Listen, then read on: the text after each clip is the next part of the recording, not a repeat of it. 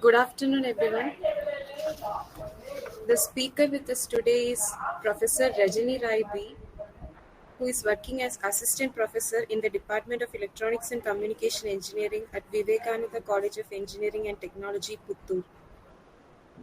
She completed MTech in Digital Electronics and Communication Engineering and is currently pursuing PhD in Biomedical Signal Processing at NMIT Bangalore. She is a member of IEEE and ISTE and has served as a convener for national level conferences as well as a convener of I2 Connect, a flagship event of IEEE Mangalore subsection. She has organized and conducted various technical workshops contributing to the growth of students and faculty. She is a faculty advisor for IEEE Women in Engineering and has led numerous technical and non-technical events both within the college and at schools under the IEEE banner. Her research interests include biomedical signal processing, computer networks, and embedded systems, with a specific focus on the application of signal processing techniques in healthcare. She has published papers in reputed conferences and journals. She has more than 19 years of teaching experience and she is currently working as assistant professor in Department of ECE at Vivekananda College of Engineering and Technology. Now I would request Rajni ma'am to deliver the talk. Yeah, thank you very much. Am I audible? Yes, ma'am. Yeah, thank you so much. Very good afternoon to one and all. Myself, Rajini Raibi, working as Assistant Professor in the Department of Electronics and Communication Engineering at Vivekananda College of Engineering and Technology, Puttur. So before I start with the session, I would like to thank the coordinators as well as the college for giving me an opportunity to be a resource person for the session. Yes, ma'am. Thank As you. I'm said that the most of the students, Please I'm go ahead. informed that most of the students are from first year. So I have my slides very simple and minimum. In case if you have any doubts anytime, you please ask. So this is these are topics which I'm going to cover. So before we discuss regarding the startup, first we have to see what is the need, and priorly we have to see what we need to work on. So basically, we need to know what is the meaning of a biomedical signal and what is the importance in healthcare and what are the roles of the engineers in the healthcare systems. So here diagram of a human body. So this human body, what we say is a system. Just you can relate it to a computer where there are several subsystems. You have memory, other interfacing unit like maybe your keyboard or mouse, whatever it is. Similarly, when we speak about the biological system, here we look into several subsystems. Maybe it is a circulatory system, a nervous system, or it may be the skeletal system, respiratory system, digestive system, or the muscular system. So whatever systems we see here, they don't function independently. There is definitely an interaction between different subsystems, and that is how the main system works. So coming to the definition of a biological signal, so these are the signals in the human body. So you know that the human body is very complex. So there are thousands of signals that are being generated every second. So now, being an engineer, what is the role? So now, what you need to do is, you need to look for a technology. You have to look for a means by which these signals can be extracted and how it can be processed, and finally, how the results can be given.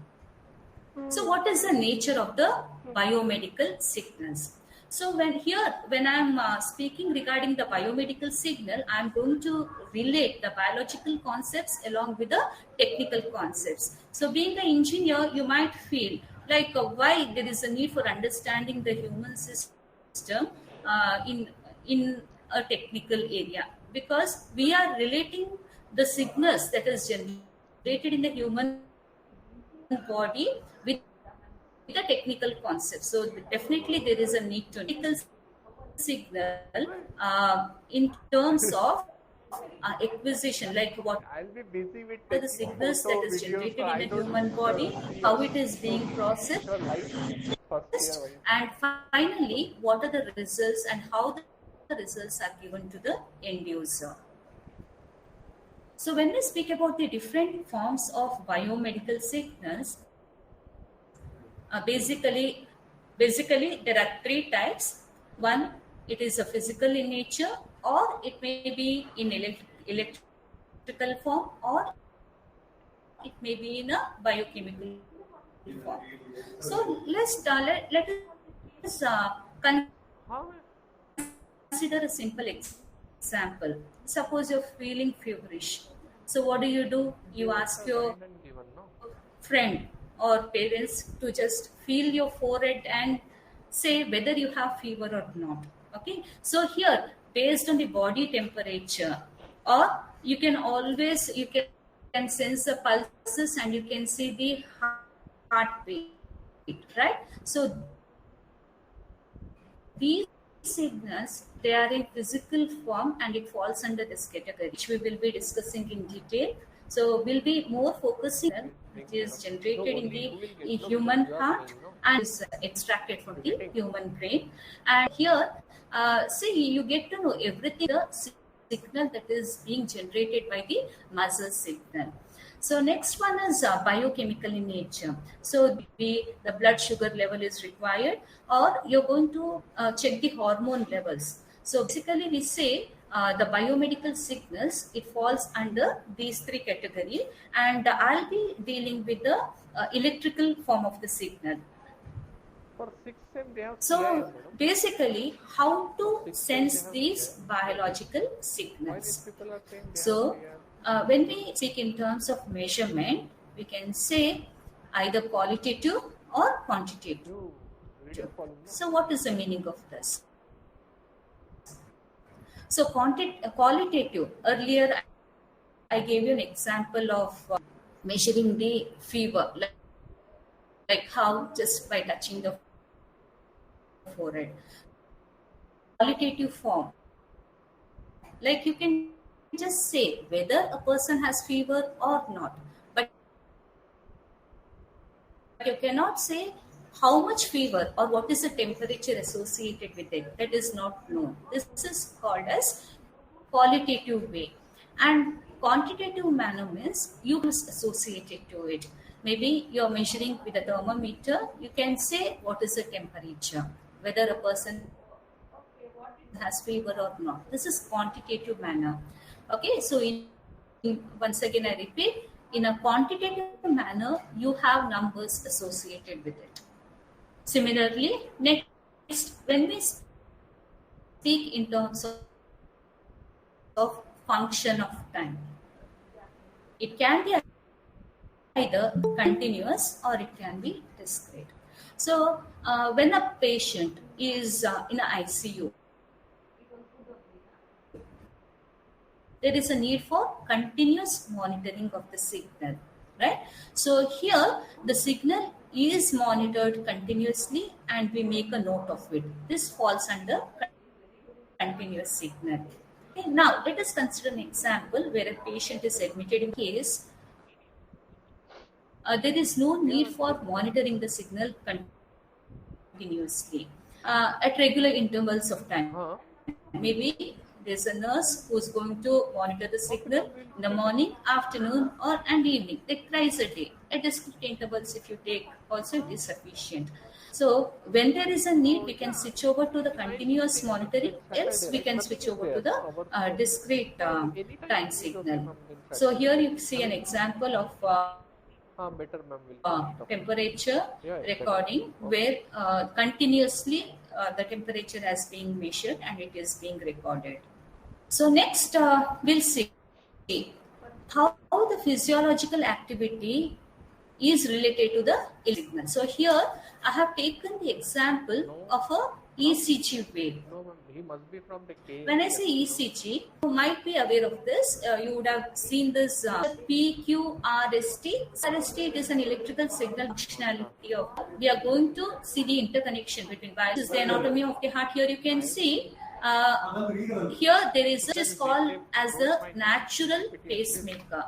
So this will generate the electrical impulses, and slowly this is moved to the sino. Here it is moved to the A node, and then it is moved to the bundle of his, and then it is moved to the Purkinje fibers.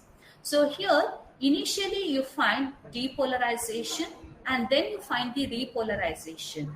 So relating it to the graph, you can see initially the sinoatrial node, it will generate the impulses, and it is received here at the AV node.